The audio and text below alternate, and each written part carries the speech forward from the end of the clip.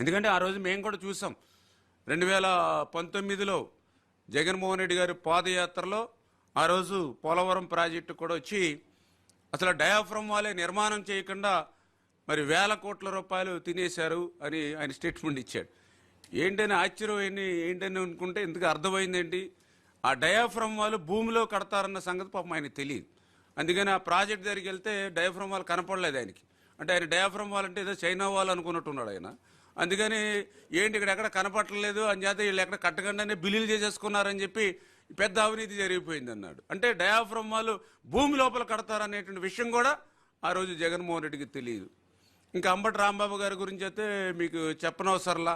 ప్రతి ప్రాజెక్టుకి కూడా డయాఫ్రమ్ వాల్ ఉంటుంది.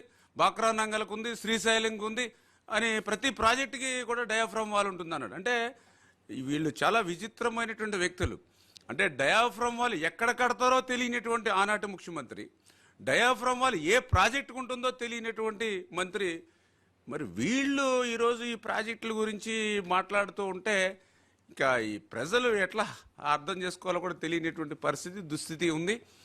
ఇప్పటికైనా మీ యొక్క ప్రభుత్వంలో 5 సంవత్సరాల్లో మీకు 151 సీట్లు ఇచ్చి 50% ఓట్లు ఇస్తే మీరు చేసినటువంటి నిర్వాకానికి, మీ విధ్వంసానికి ప్రజలు బుద్ధి చెప్పి మీకు 11 సీట్లు ఇస్తే దాని నుంచి పాఠాలు నేర్చుకోవాల్సినటువంటి మీరు ఈవేళ ఇంకా అదే బురదను, అదే అబద్ధాలను, అదే అసత్యాలను మళ్ళీ మళ్ళీ రుద్దాలని చేస్తే ఆంధ్రప్రదేశ్ రాష్ట్రంలో శాశ్వతంగా వైఎస్ఆర్సీపీ పార్టీ తెరమరుగైపోయేటువంటి పరిస్థితి ఉంటుందని చెప్పి మీ ద్వారా వారిని హెచ్చరిస్తూ